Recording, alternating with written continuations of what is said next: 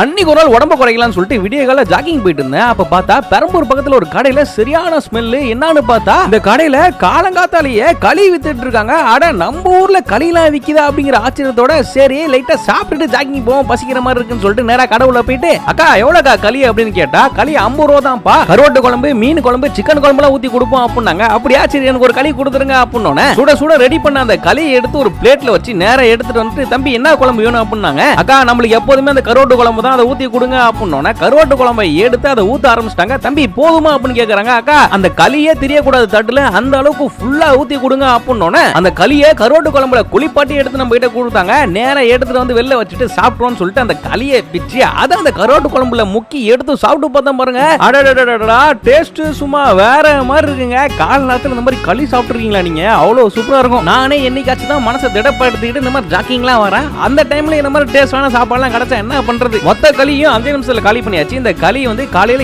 7 மணிக்கே ஸ்டார்ட் ஆயிருமா அந்த கடையில. நீங்களும் பெரம்பூர் சைடுல இருந்தீங்கன்னா வாங்கி சாப்பிடுங்க. வழக்கம் போல சாப்பிட்டதுக்கு அப்புறம் கிரிகிர்னு வந்துச்சு. இப்ப நான் எப்படி வாக்கிங் போன்னு தெரியலையே. சரி ஓகே ஒன்னு பண்ணலாம். சாப்பிட்ட வேகத்திலே ரிட்டர்ன் வீட்டுக்கு வாக்கிங்லயே போயிலாம் கிளம்பிட்டேன். உங்களுக்கு களி பிடிக்குமா அப்படிங்கறத கமெண்ட் பாக்ஸ்ல கமெண்ட் பண்ணி விட்டுருங்க மறக்காம.